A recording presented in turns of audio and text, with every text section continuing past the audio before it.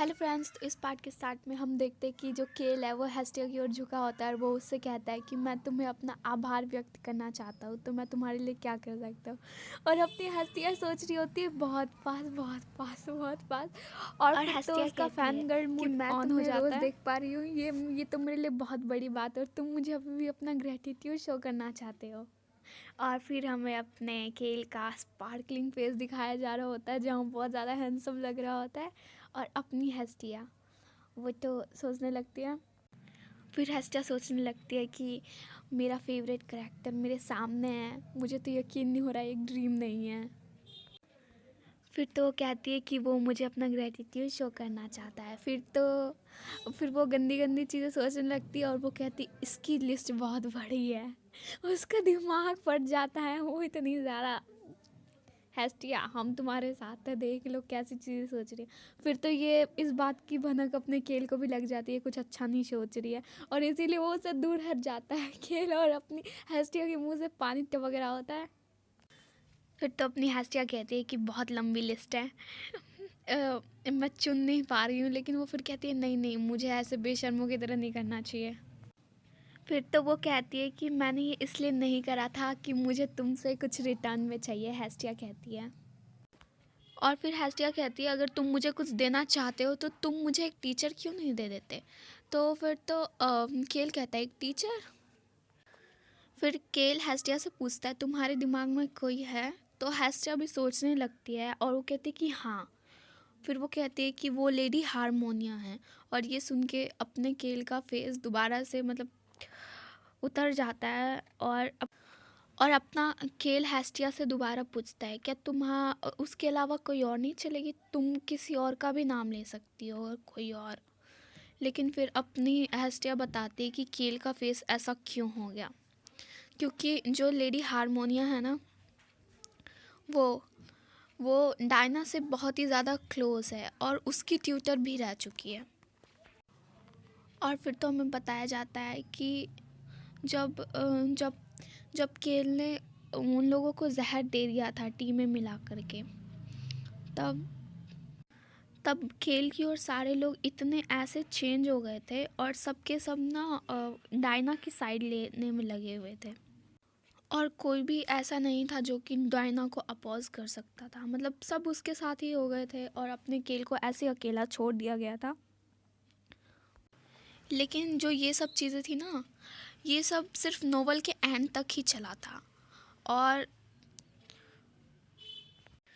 फिर तो हेस्टिया कहती है लेकिन अब मुझे नहीं लगता कि सब डायना के साथ हैं, मुझे लगता है कि कुछ लोग थे जिनको ये बात पसंद नहीं थी कि डायना के बैकग्राउंड के कारण कुछ लोग थे जो उसे नहीं पसंद करते थे, तो इसीलिए मुझे इस चीज़ का फ़ायदा उठाना चाहिए। फिर तो अपने हेस्टिया की जो बुरी साइड है वो पूछती है तो फिर तुम उन लोगों के साथ जाके मिलो ना जो डायना को नहीं पसंद करते, तुम ऐसे इंसान को क्यों अप्रोच कर रही हो जो कि पहले से ही डायना की साइड है। फिर तो अपनी हेस्टिया कहती है कि तुम सही हो, जो मैडम हारमोनिया है ना, वो डायना के लिए उसकी मतलब वो डायना के लिए इमोशन है उसका, वो उसकी इमोशनल सपोर्ट है।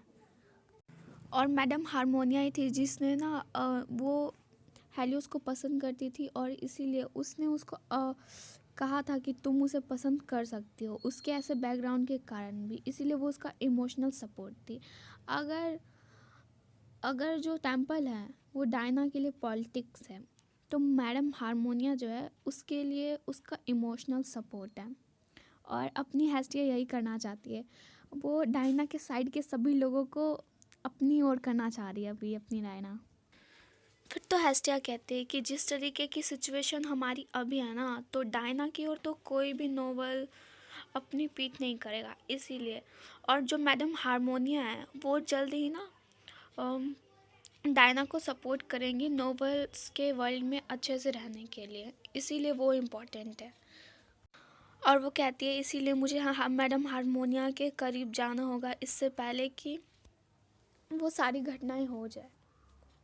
फ्रेंड्स, इधर मैडम हारमोनिया जो है ना वो डायना को ना डेब्यूट करने में ना मदद करने वाली है, इसीलिए वो एक इम्पॉर्टेंट करेक्टर है। फिर तो अपना केल कहता है कि मैं तुम्हें समझ नहीं पा रहा, और अपनी हेस्टिया कहती है कि मैं तुम्हारा बदला लूँगी। और एक बार दोबारा से अपने केल का दिमाग ख़राब हो जाता है और कहता है और किसके साथ डिस्कस करो, बटलर के साथ, और अपनी हंसते कहती है थैंक यू। फिर तो अपना केल दोबारा कहता है लेकिन मैं फिर भी तुम्हारे इंटेंशन समझ नहीं पाया, और अपनी हस्तियाँ बस उसे उधर देखी जा रही थी, लेकिन वो कहता है और वो कहता है कि लेकिन ये ट्रू है कि मैं तुम्हारे लिए ग्रेटफुल हूँ। और वो कहता है थैंक यू है, थैंक यू हस्तिया। और अपनी हस्तिया का दिल धड़कने लगता है ज़ोर ज़ोर से, उसकी आंखें बड़ी हो जाती है। और फिर तो वो अपने कमरे के अंदर आ गई होती है और वो कहती है कि खेल ने मेरे बारे में सोचा, खेल ने मेरे बारे में सोचा, और ये सब सोच सोच के वो बहुत ज़्यादा खुश हो रही थी, इधर उधर जा रही थी। और हस्तिया दोबारा खुशी के साथ कहती है उसने मुझे इस बार घर से बाहर नहीं निकाला, मुझे यकीन नहीं हो रहा। और हस्तिया कहती है कि मैं बहुत खुश हूँ, मुझे ऐसा लग रहा है कि मुझे मेरे काम के लिए रिवॉर्ड मिल रहा है, और बस ये सब बहुत कुछ जल्दी जल्दी हो रहा है।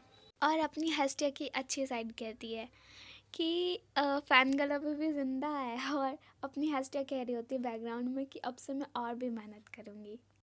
और अगले दिन जो हस्तिया है वो बटलर को कहती कि मैडम हारमोनिया को कांटेक्ट करने के लिए। फिर तो बटलर कहता है हस्तिया को तो क्या हम मैडम हारमोनिया को यहाँ बुलवा ले, लेकिन अपनी हस्तिया कहती है कि नहीं, मैं जब वो फ्री होंगी तो मैं खुद ही मिलने जाऊँगी। फिर तो अपनी हस्तिया कहती है कि देखा जाए तो मैं भी एक कॉमनर से एक नोबल बन गई, है ना, तो हम दोनों की सिचुएशन एक जैसी है, इसीलिए मुझे वहाँ पे अपना बुरा प्रभाव नहीं डालना चाहिए। फिर तो अपनी हस्तिया कहती है कि मैंने ये नोवेल कई बार पढ़ा है, तो मुझे सारे कैरेक्टर्स के लाइक और डिसलाइक के बारे में पता है, तो मैं ये बैटल नहीं हार सकती। और ये इस बात को एक चैलेंज की तरह लेती है और कहती है कि मैं ये बैटल तो बिल्कुल नहीं हारूंगी। और वो ऐसा करते करते ही मैडम हारमोनिया के सैलून के बाहर पहुंच जाती है, बिल्कुल वैसे ही हैंड के साथ कुछ समय बाद। और फिर हस्तिया बताती है कि मुझे यकीन नहीं हो रहा कि मुझे उनके साथ अपॉइंटमेंट इतनी जल्दी मिल गई, मतलब इतनी जल्दी। फिर तो अपनी हस्तिया कहती है कि लोहा गर्म है, तो इसीलिए मुझे अभी हथौड़ा मारना चाहिए।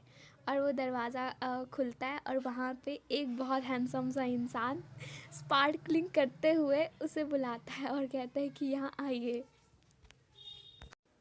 फिर तो अपनी हस्तिया बताती है कि यहाँ पे मेरा मैडम हारमोनिया के साथ अपॉइंटमेंट था, तो वहाँ पे वो इंसान पूछता है कि क्या मैं आपका नाम जान सकती हूँ। फिर तो अपनी हस्तिया कहती है कि मैं हस्तिया हूँ, उन्हें बताना कि मैं मार्क्विनस पे जान जाएंगी। और ये सब सुन के तो भाई तुम देख सकते हो उनका रिएक्शन कैसा था, सारे कॉमनर्स के बीच में और नोबल्स के बीच में पूरी बात स्प्रेड हो चुकी थी। फिर तो अपनी हस्तिया हमारे जैसे सोचते हुए कहती है एज एक्सपेक्टेड नोबल का हर एक व्यक्ति बहुत सुंदर है, एक सर्वेंट के लेके हर इंसान तक बहुत सुंदर है, लेकिन इससे भी ज़्यादा इम्पॉर्टेंट है। फिर तो आस पड़ोस के सभी लोग अपनी हस्तिया को ही घूरने लगते हैं और अपनी हस्तिया सोचती है क्या ये मैंने ज़्यादा ज़ोर से कह दिया, या फिर मंदिर वाली बात बहुत पहली नोबल्स के बीच में स्प्रेड हो चुकी है। अपनी हस्तिया अपनी टोपी छुपाते हुए कहती है कि मैं यहाँ और नहीं रह सकती। और किसी की आवाज़ आती है मैडम हस्तिया। फिर तो मैडम हारमोनियम कहती है कि आप सचमुच में स्वयं ही यहाँ आ गए, चलिए यहाँ चलिए, मैंने आपके लिए कुछ प्रिपेयर किया है। फिर तो अपनी हस्तिया कहती है मैं किसी को यहाँ पर देख कर पहली बार इतनी खुश हुई हूँ। और फिर तो हमें दिखाया जाता है कि जो नोबल्स थे वहाँ पर आए हुए वो सभी बातें करने लग जाते हैं। फिर तो मैडम हारमोनिया भी कहती हैं कि मुझे सच में नहीं लगा था कि आप खुद ही आ जाएंगी यहाँ पे मैडम मार्क्यूनेस। फिर तो मैडम हारमोनिया कहती हैं कि जो मोस्ट ऑफ नोबल्स हैं ना वो सब मुझे अपने घर पे बुलाना पसंद करते हैं। फिर तो अपनी हस्तिया हंसते हुए कहती है फिर तो हस्तिया कहती है कि मैं खुद से ही आपसे मिलना चाहती थी अपने डिप्रेशन को कम करने के लिए। फिर तो वो कह रही होती है कि डायना ने उसका फेवर जीत लिया था। मैडम हारमोनिया का जो फेवर था उसने ना अपनी हॉनेस्टी के साथ जीत लिया था डायना ने, और इसीलिए अपनी हस्तिया कहती है कि मैं भी उसी सेम ट्रिक का यूज़ करूँगी मैडम हारमोनिया का फेवर जीतने के लिए। फिर तो वो ऑस्कर लेवल एक्टिंग करते हुए कहते हैं कि मैडम हारमोनियम मुझे आपकी ज़रूरत है, मुझे आपके हेल्प की ज़रूरत है। फिर तो ये देखकर मैडम हारमोनियम भी घबरा जाती है और अपने सीट से उठते हुए कहती है कि मैडम मार्क्यूनेस आप मुझे सब कुछ बता सकती हैं। और अपनी हेस्टिया कहती है कि थैंक यू मैडम। और उसके बाद तो फिर तो हेस्टिया अपने मन में ख़तरनाक स्माइल करते हुए कहती है कि मेरे पास उनसे मदद मांगने का कोई कारण नहीं है, लेकिन फिर भी। और इसी के साथ ये एपिसोड यहीं पे ख़त्म होता है। लेकिन फ्रेंड्स, मैं आपको सॉरी कहना चाहती हूँ क्योंकि मैं ये वीडियो बहुत लेट से डाल रही हूँ। और इसका बस यही कारण है क्योंकि अभी एग्ज़ाम्स चल रहे हैं मेरे, इसीलिए थोड़ी सी वीडियो आने में लेट हो सकती है। तो फ्रेंड्स, नेक्स्ट बार कमेंट कर देना, और यहाँ तक देखने के लिए थैंक यू।